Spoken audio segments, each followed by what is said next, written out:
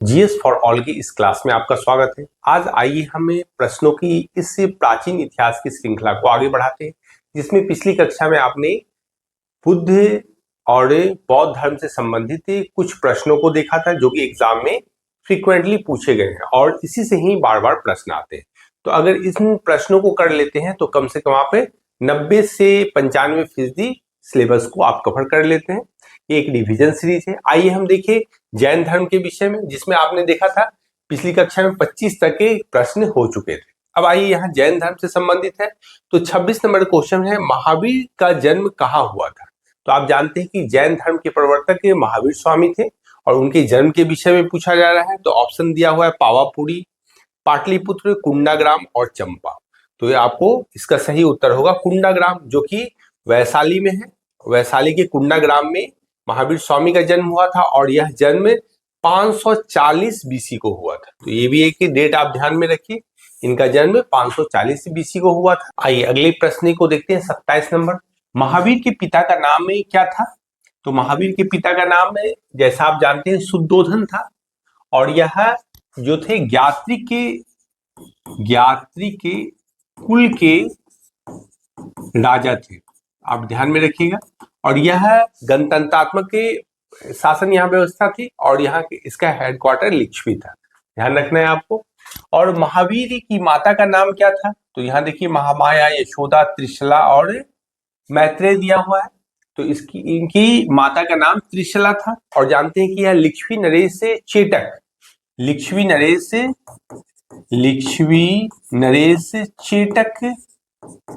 चेटक नाम था और उनकी बहन थी, यह ध्यान रखना है त्रिशला। और देखिए 29 नंबर क्वेश्चन, महावीर को कैवल्य की प्राप्ति कहाँ हुई, यानी सर्वोच्च ज्ञान इन्हें कहाँ प्राप्त हुआ। तो जिम्भिक के ग्राम में, यह भी बिहार के वैशाली के ही समीप है। और जानते हैं यहाँ पे जिम्भिक के ग्राम में ऋजुपालिका नदी के तट पर और साल वृक्ष के नीचे इनको ज्ञान प्राप्त हुआ है। जबकि बुद्ध को देखा जाए तो बोध गया में पीपल वृक्ष के नीचे ज्ञान की प्राप्ति हुई है और उनका नदी का नाम था निरंजना नदी, जिसे फल्गु नदी कहा जाता है। तो इसको भी ध्यान में रखिए। 30 नंबर क्वेश्चन देखिए, महावीर जैन धर्म के कौन से तीर्थंकर थे। तो महावीर स्वामी जैन धर्म के 24वें तीर्थंकर थे। तो कुल जैन धर्म में 24 तीर्थंकर हुए हैं, जिसमें 23 और 23 नंबर तीर्थंकर जो है वो पार्श्वनाथ है, ध्यान में रखिएगा, पार्श्वनाथ। और यह वाराणसी के अश्वसेन के पुत्र थे। को देखा जाए तो इक्ष्वाकु वंश के थे, ये भी आप ध्यान में रखिए। और जैसा कि आप जानते हैं इक्ष्वाकु वंश से भगवान राम भी संबंधित है। 30 नंबर प्रश्न देखिए, 31 नंबर, महावीर को किस नाम से जाना जाता है। तो यहाँ दिया हुआ है जिन है, बोधि है, मुनि है और श्रमण है। तो आप जानिए महावीर को जिन के नाम से जाना जाता है। जिन का अर्थ होता है विजेता, तो ये आपको ध्यान रखना है, इनका नाम होता है विजेता। तो एक्चुअली 29 वर्ष की अवस्था में इन्होंने गृह त्याग किया था और 42 वर्ष की अवस्था में ज्ञान की प्राप्ति हुई थी। और जब महावीर स्वामी को ज्ञान की प्राप्ति हो गई तो इन्हें केवलिन यानी मतलब मोक्ष प्राप्त करने वाले, जिन यानी विजेता और अरहंत यानी पूज्य से संबोधित किया गया। तो 3 शब्द आता है, ध्यान में रखिएगा, जिन, अरहंत और केवली। तो तीनों का अर्थ पूछा जाता है। 32 नंबर क्वेश्चन देखिए, महावीर का जन्म स्थान कुंडाग्राम किसके पास स्थित है। तो वर्तमान में यह वैशाली के पास स्थित है, वैशाली बिहार में, ध्यान रखिएगा। 33 नंबर देखिए, महावीर किस वंश से संबंधित थे। तो यहाँ महावीर जो थे ज्ञात्रिक कुल से, ज्ञात्रिक वंश के थे, इक्ष्वाकु नहीं होगा, ज्ञात्रिक वंश के थे। तो इसका उत्तर ज्ञात्रिक वंश होगा, प्रिंटिंग मिस्टेक है। 34 नंबर देखिए, जैन धर्म का वास्तविक संस्थापक किसे माना जाता है। तो जैन धर्म का अगर वास्तविक संस्थापक यह शब्द आए तो हम महावीर स्वामी को दे सकते हैं। और जबकि अगर संस्थापक पूछे तो इसका होगा ऋषभदेव नाम होगा, ध्यान में रखिएगा। क्वेश्चन देखिए, जैन धर्म की उत्पत्ति किस काल से मानी जाती है। तो 6ठी शताब्दी ईसा पूर्व, 3री शताब्दी ईसा पूर्व, 1ली शताब्दी ईसा पूर्व और 8वीं शताब्दी ईसा पूर्व। तो आपको ध्यान रखना चाहिए यह 6ठी शताब्दी ईसा पूर्व है। तो जैन धर्म, बौद्ध धर्म और इस तरह से 62 जो संप्रदाय आए थे, जो कि ईश्वर के अस्तित्व पर प्रश्न उठाए थे वह 6ठी शताब्दी ईसा पूर्व में आया था। दक्षिण भारत में किस शासक ने जैन धर्म को संरक्षण दिया? तो ये देखिए पूछा है दक्षिण भारत में, तो चंद्रगुप्त मौर्य ने संरक्षण दिया। आप जैसा कि जानते हैं कि मौर्य वंश के संस्थापक चंद्रगुप्त मौर्य थे और ये अंतिम दिनों में कर्नाटक के उदयगिरी पहाड़ी पर ये चले गए थे और वहीं उन्होंने संलेखन, ये मतलब उपवास रहकर एक लंबे उपवास के बाद संलेखन की प्रक्रिया के द्वारा अपना प्राण त्यागा था और यह दक्षिण भारत में भी जैन धर्म को फैलाए थे। तो चंद्रगुप्त मौर्य होगा इसका उत्तर। 37 नंबर देखिए, जैन धर्म को मुख्य किस वर्ग का समर्थन प्राप्त था? तो यहाँ किसान दिया है, सैनिक दिया है, व्यापारी और सौदागर और पुजारी। तो जैन धर्म को व्यापारी और सौदागर वर्ग का समर्थन प्राप्त था। पार्श्वनाथ ने कितने व्रतों का उपदेश दिया था? तो पार्श्वनाथ ने 4 व्रतों का उपदेश दिया था। तो इन्होंने 4 व्रत में कहा था, पहला देखा जाए तो अहिंसा था, दूसरा देखा जाए तो औस्तेय था, ध्यान में रखिएगा, दूसरा औस्तेय, औस्तेय का मतलब होता है औचौर्य, मतलब चोरी ना करना, और तीसरा सत्य वचन की बात बोली थी, मतलब सत्य वचन ही बोलना है, और चौथा यदि देखा जाए तो अपरिग्रह की बात की गई थी, अपरिग्रह। तो 3 ए है और 1 एस याद रखिए, अपरिग्रह। तो ये 4 वचन को बताया था। और अगर इसी में एक व्रत और जोड़ दिए थे महावीर स्वामी, उसका नाम था ब्रह्मचर्य। तो ये 5वां व्रत अगर जोड़ा गया महावीर स्वामी के द्वारा तो यह ब्रह्मचर्य था। तो ध्यान में रखना है इसको। 40 नंबर क्वेश्चन देखिए, निम्नलिखित में से कौन सा व्रत महावीर द्वारा जोड़ा गया था? तो यह व्रत ब्रह्मचर्य जोड़ा गया था। देखिए अहिंसा इन्हीं का दिया हुआ है, पार्श्वनाथ का, अपरिग्रह भी पार्श्वनाथ के द्वारा, अस्तेय भी दिया गया है। अस्तेय का मतलब होता है औचौर्य, मतलब चोरी ना करना, और अस्तेय अपरिग्रह का मतलब होता है संपत्ति संग्रह ना करना, और 5वां जो है ब्रह्मचर्य, ये जोड़े हैं। एक आप जानिए सत्य वचन। तो इस तरह 5 महाव्रत बन जाते हैं। 41 नंबर क्वेश्चन देखिए, भारत में जैन धर्म का पतन किसके उदय के कारण हुआ? तो आगे चलकर वैष्णव धर्म प्रभावी हो गया, जिसके कारण जैन धर्म में कम लोग आने लगे। आगे देखिए अगला 42 नंबर क्वेश्चन, जैन धर्म के भिक्षुओं यानी साधुओं के लिए कितने महाव्रत बताए गए हैं? तो यह 5 महाव्रत बताए गए। देखिए 43, अनिकांतवाद सिद्धांत का क्या अर्थ है? अनिकांतवाद है मतलब सत्य बहुआयामी होता है, इसका मूल भाव है। अनिकांतवाद का मतलब होता है आत्माएं बहुत सारी है, मतलब हर एक वस्तु में आत्मा की बात की गई है। जहां बौद्ध धर्म देखा जाए तो आत्मा की बात नहीं करता है, वह अनात्मवादी धर्म है। अगला देखिए प्रश्न 44 नंबर, निम्नलिखित में से कौन सा महाव्रत नहीं है? तो यहाँ पे देखिए सत्य है महाव्रत, ब्रह्मचर्य है, अपरिग्रह है, भक्ति नहीं है। ध्यान में रखिएगा, भक्ति महाव्रत के अंतर्गत नहीं आता है। 45 नंबर क्वेश्चन देखिए, जैन धर्म में मोक्ष को क्या कहा जाता है? तो यहाँ पर देखिए मोक्ष को कैवल्य कहा जाता है। आप देखे थे महावीर स्वामी जब 42 वर्ष की अवस्था में ज्ञान की प्राप्ति हुई है तो इन्हें केवलीन कहा गया, मतलब मोक्ष प्राप्त करने वाले। तो इसमें कैवल का अर्थ होता है मोक्ष। 46 नंबर क्वेश्चन देखिए, जैन धर्म विशेष रूप से किसका कठोर पालन करने पर बल देता है? तो यहाँ धर्म दिया है, अहिंसा दिया है, वेद दिया है, भक्ति है। तो अहिंसा का पालन जैन धर्म में कठोरता से करता है, जिसके कारण आप जानते होंगे जैन धर्म की जो अनुयायी होते हैं वह कृषि कर्म में मतलब की मनाही उनमें होती है और वह कृषि कर्म में संलग्न नहीं रहते, अधिकतर वह व्यवसाय में संलग्न होते हैं। 40 नंबर प्रश्न देखिए, जैन धर्म में गैर संपत्ति भाव को क्या कहा गया? तो जानते हैं कि गैर संपत्ति भाव अपरिग्रह है, मतलब संपत्ति संग्रह नहीं करना। 48 नंबर क्वेश्चन देखिए, निम्नलिखित में से कौन एक लघु व्रत यानी अनुव्रत है? तो देखिए ब्रह्मचर्य है, आप जानते हैं, अहिंसा है ही, और संसार का त्याग ये नहीं है, और ए और सी दोनों, तो ए और सी दोनों यही उत्तर होगा इसका।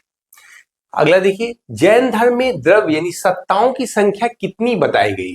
तो आपको ध्यान में रखना पड़ेगा, ये सत्ताओं की संख्या 6 बताई गई है। देखिए जीव है, पुद्गल है, धर्म है, अधर्म है, आकाश है और भाव है। ये जो 6 है यही सत्ताओं यानी जैन धर्म में द्रव्य की संख्या बताई गई। तो ये ध्यान में रखिए। जैन धर्म में मठों को किस नाम से जाना जाता है? तो मठ को बसदी या बसादी कहा जाता है। अगला प्रश्न देखिए, जैन मठों को किस नाम से जाना जाता है? तो जैन मठ जो होते हैं बसादी या बसदी के नाम से जाने जाते हैं, ये उत्तर होगा इसका। अगला देखिए, माउंट आबू में स्थित प्रसिद्ध जैन मंदिर कौन सा है? तो यही दिलवाड़ा का जैन मंदिर है और यह वास्तुकला के लिए प्रसिद्ध है और यहाँ पर जैन आर्किटेक्चर को आप देख सकते हैं और यह राजस्थान में स्थित है, राजस्थान में, ध्यान रखिएगा, राजस्थान में। और दूसरा क्या है, इसका निर्माण सोलंकी काल में हुआ था। सोलंकी वंश के मंत्री जो थे विमल शाह के द्वारा करवाई गई थी, ये भी तथ्य ध्यान में रखिए। 52 नंबर, प्रसिद्ध गोमतेश्वर प्रतिमा कहाँ स्थित है? तो यह श्रवणबेलगोला में है और यह श्रवणबेलगोला कर्नाटक में है। तो आप जानते हैं कि उस समय गंग वंश जो कि कर्नाटक के क्षेत्र में स्थित है, मैसूर राज्य था, गंग वंश के मंत्री चामुंड राय जो कि सेनापति भी थे, उन्हीं के सहयोग से इस मूर्ति का निर्माण किया गया था जिसे गोमतेश्वर प्रतिमा कहते हैं। और वह एक्चुअल देखा जाए तो यह बाहुबली की प्रतिमा है, बाहुबली की प्रतिमा है और यह 18 मीटर लंबी, 18 मीटर और 57 फीट की प्रतिमा है। और उसमें देखा जाएगा कि गोमतेश्वरी की प्रतिमा में के पैरे पर सांप लिपटा हुआ है और चींटी भी अपना घर बनाई हुई है, मतलब चींटी की वहां बामिया बनी हुई है। और यह कहा जाता है कि विश्व में मात्र एक पत्थर को काटकर इतनी बड़ी मूर्ति बनाई गई है और बिना किसी सहारे का यह मूर्ति खड़ा है। और मूर्ति की जो लंबाई है देखिए 57 फीट है, काफी अपने में ऊंचा है। दूसरा देखिए अगला प्रश्न 53 नंबर, प्रसिद्ध दिलवाड़ा जैन मंदिर का निर्माण किसने करवाया था? तो आप इससे पहले ही पढ़ चुके हैं, सोलंकी शासकों ने करवाया था, विमल शाह के द्वारा इसका निर्माण करवाया गया। आगे देखिए 54, बसदी या बसादी मुख्यतः किस राज्य में पाई जाती है? तो यह कर्नाटक में पाई जाती है मुख्यतः। अगला क्वेश्चन, जैन मंदिर मुख्यतः किस सामग्री से बनाए जाते हैं? तो जैन मंदिर जो है अधिकतर जो है संगमरमर से बनाए जाते हैं, लेकिन ये जो प्रतिमा बनी हुई है ध्यान में रखिएगा, यह ग्रेनाइट पत्थर की बनी हुई है, गोमतेश्वर यानी बाहुबली की प्रतिमा। 56 नंबर, श्रवणबेलगोला किस प्रतिमा के लिए प्रसिद्ध है? तो अभी आपने पढ़ा ये बाहुबली की प्रतिमा है जिसे गोमतेश्वर भी कहा जाता है। 57 नंबर क्वेश्चन देखिए, जैन वास्तुकला अपने चरमोत्कर्ष पर किसके शासनकाल में पहुंचा?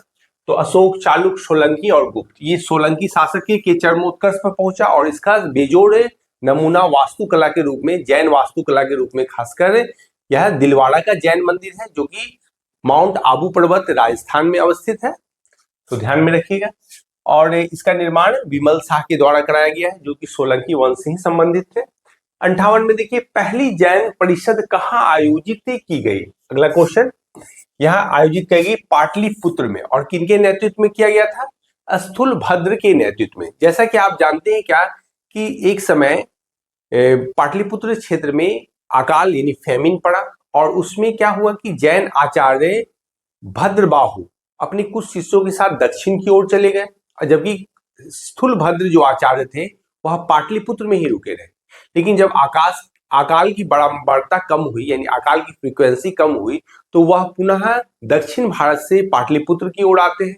और यही क्या होता है, स्थूलभद्र जो पाटलिपुत्र में रुके हुए थे उनके और भद्रबाहु के बीच कन्फ्लिक्ट उत्पन्न हो जाता है कई बातों को लेकर, जिसमें यह देखा जाए तो यह जैन धर्म दो भागों में आगे चल के विभेदित होता है। एक ही दिगंबर मतलब भद्रबाहु के नेतृत्व में जो मानने वाले शिष्य थे वह आकाश को ही अपना वस्त्र बना लिए, मतलब वो कहीं ना कहीं जो है अगर देखा जाए तो वो नग्न रहना पसंद करते थे, क्योंकि जैन मुनि भी नग्न रहते थे और मतलब महावीर स्वामी भी नग्न अवस्था में रहते थे, उन्होंने वस्त्र त्याग दिया था।